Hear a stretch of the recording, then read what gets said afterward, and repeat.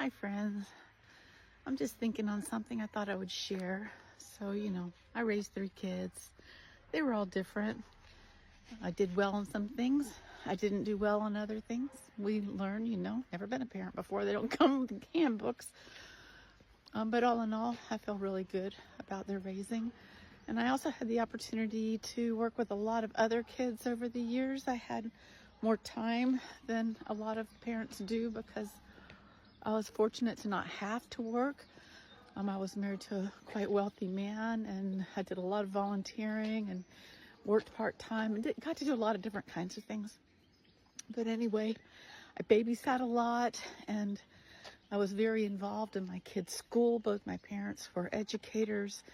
I also had an opportunity to work with a man who developed a teaching system for dyslexic children and some other learning challenges. I guess I'm just sharing all that to say that I know quite a bit about learning differences from things that I learned, which are now some 20 years ago, right? So I'm sure they've learned a lot more now, but some things remain true.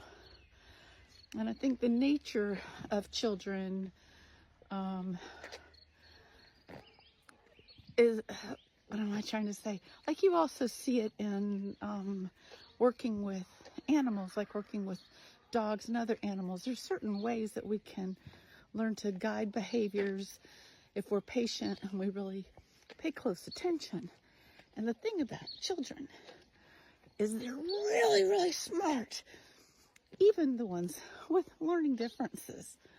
Like say, for example, children who are autistic, and right, there's a lot of variation there. It's quite a broad spectrum, I know. But I've observed that children can very quickly learn that this recognition of their learning differences can give them allowances and be used as an excuse because parents often aren't so sure how to manage this child. And so the kid learns how to push the parents' buttons and get what they want through misbehavior. All kids are good at this, really. Like, the kid that squawks in the grocery store to get the candy bar. Well,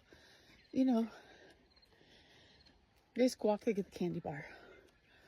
The next time, maybe the parent tries to refuse. Kid squawks again.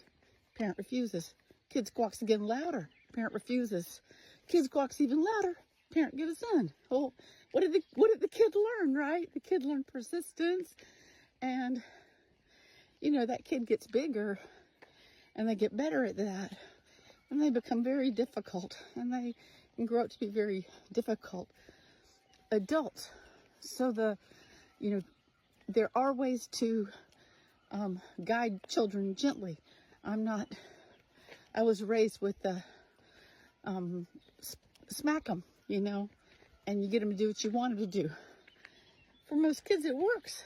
It doesn't mean that it's good for them, and it doesn't mean that it helps them grow up to be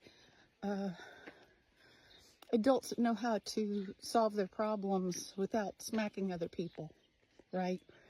There's better ways, we've learned. Now, when I was younger, I had not been so convinced of this because this was the standard that I was raised around.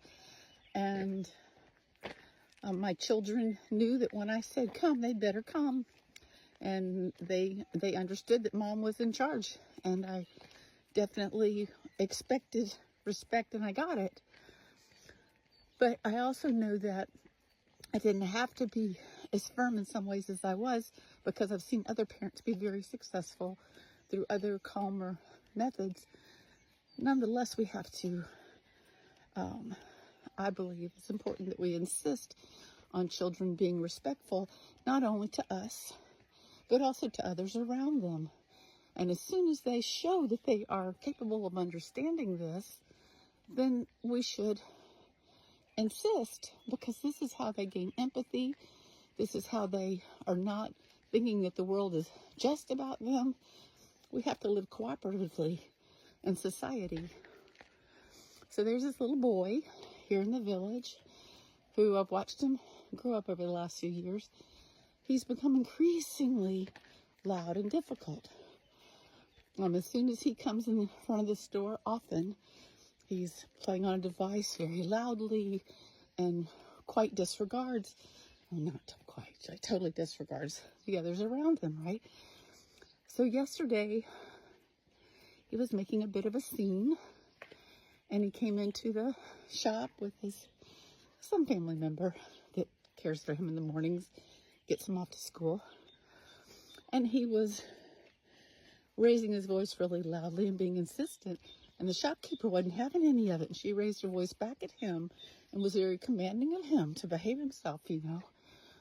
And you can tell these things, you don't understand what they're saying.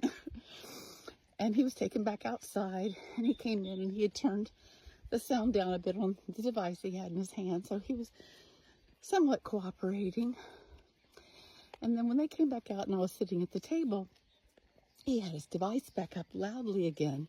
Now, the device is playing a game in English, and he often expresses his frustrations out loud in English to his caregiver, which I find interesting, right? So I get up and I leave. He knows I speak English, right? And he's acting like he doesn't see me or doesn't, care if I'm there. But I get up and I go across the street and sit on a bench over at another place. Well, today they came and they sat across from me, and he had his device up uncomfortably loud. And I made a little bit of a comment about just trying to engage him, trying to be fun, because I could hear the word chimpanzee and banana in there. And I asked him if he was a chimpanzee, and he ignored me. And then the caregiver just said a little bit of a something to him, and boom, he turned his device all the way down. It was amazing. That's the first time I've seen him be somewhat cooperative like that. And he sat there, he sat there and kept playing his game. And I was trying to think of some way of rewarding him. And I said thank you out loud. And I know he could hear me, but he didn't look up. He's like maybe, I guess 4 or 5 years old, something like this. He doesn't look up. He keeps playing his game. But I'm kind of looking through my purse trying to see if there's anything that I have that can reward this kid. That's like not a bonbon, not a piece of candy. And I found this little bracelet, a little plastic bead bracelet that has that little blue and white evil eye bead thing that wards off the evil eye of envy. And I just gently hung it over the neck of his orange juice bottle, just as a little reward, just as a little social encouragement to want to care about how others feel about him, And his caregiver, I think it's probably his grandmother, immediately understood what I was doing. And she says in English to me sweetly, "Thank you." I said, "Sure." And I said, "Aide, ciao, ciao," which is how they say goodbye to one another around here. And it felt good, because I also learned that it doesn't always take a lot of interaction with a child to really change their mindset and their day. So if you see a kid that's struggling, or a parent that's struggling in a moment, rather than being angry and frustrated and expressing disapproval, try to see if there's some way that you can encourage the parent. I think we should always let the adult know that we feel for them, because most people are trying their best. And try to gently see if there's some way you can encourage the child to have better behavior. You can do that sometimes through distraction, just any way to try to help ease the tension of the moment. But always give kids smiles, okay? Always show children love. We don't know what they might be going through. We have no idea what they might be going through. Have a great day, friends.